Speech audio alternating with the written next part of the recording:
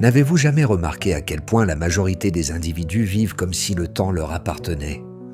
Comme si chaque erreur pouvait être corrigée plus tard? Comme si les décisions importantes pouvaient toujours être repoussées? Machiavel aurait observé cela avec une froide lucidité. Pour lui, gouverner une cité ou gouverner une vie obéissait à la même règle fondamentale. Celui qui ne décide pas consciemment laisse les événements décider à sa place. La plupart ne choisissent pas réellement, ils réagissent. Ils confondent l'envie du moment avec une direction, l'émotion avec la vérité, l'agitation avec le mouvement.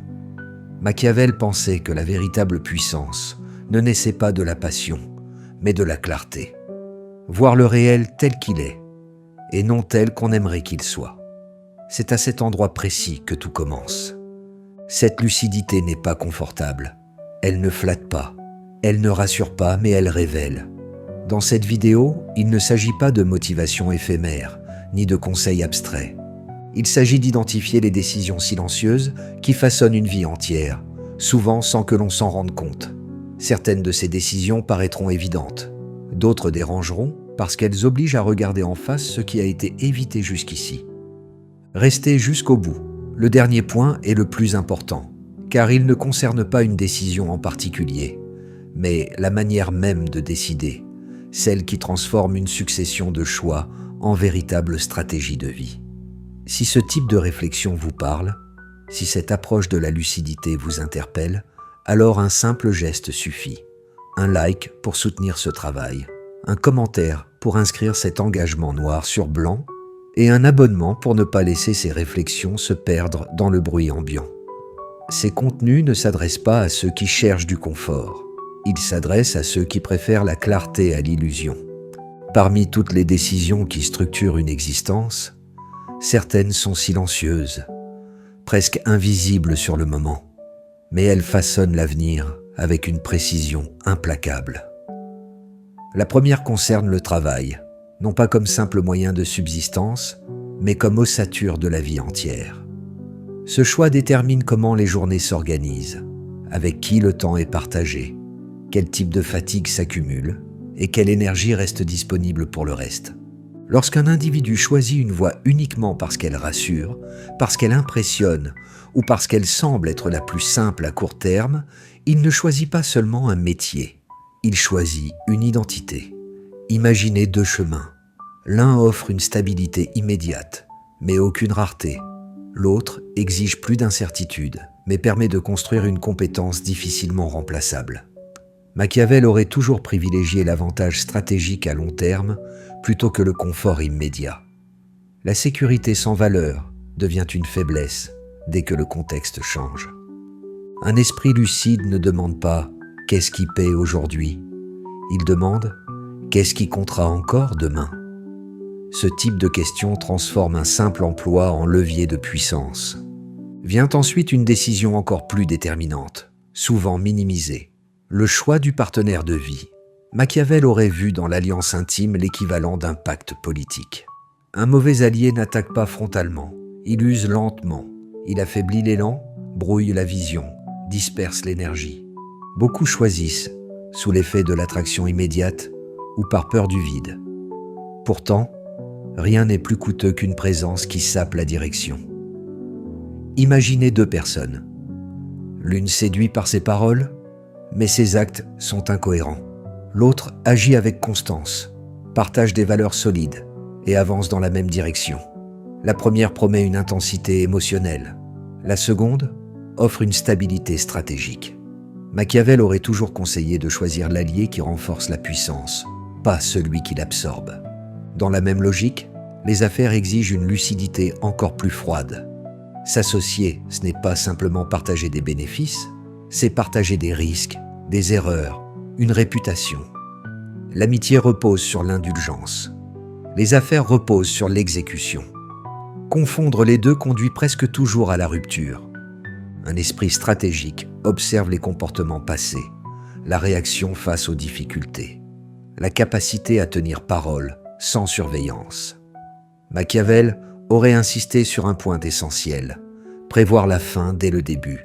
Les alliances solides sont celles où la séparation a été pensée avant même que le conflit n'existe. Puis vient l'entourage plus large, le cercle proche. L'environnement mental façonne l'identité bien plus que les intentions personnelles. Fréquenter des individus qui se plaignent, qui évitent toute responsabilité ou qui ridiculisent l'ambition crée une lente contamination. Machiavel savait que la loyauté mal placée pouvait devenir une faiblesse fatale. Parfois, rompre un lien ne relève pas de la cruauté, mais de la lucidité. Mieux vaut une solitude transitoire qu'une compagnie qui tire vers le bas. La clarté exige parfois de reconstruire entièrement son environnement. Cette clarté se manifeste aussi dans les limites. Ce qui est toléré finit toujours par devenir la norme. Un individu sans limite n'est pas perçu comme généreux, mais comme disponible à l'abus. Machiavel affirmait qu'il valait mieux être respecté que méprisé, et les limites sont la forme la plus simple de respect de soi. Choisir ces modèles relève de la même vigilance.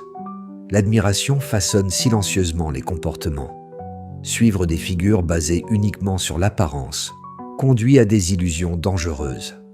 Un esprit lucide observe les sacrifices invisibles, la discipline cachée, les structures réelles.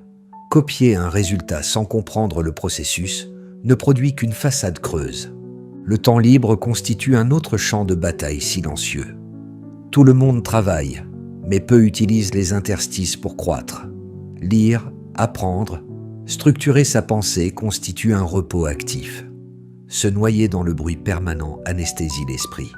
Deux individus aux vies similaires peuvent diverger radicalement en quelques années uniquement par l'usage de ces heures invisibles. Dire non devient alors une compétence centrale.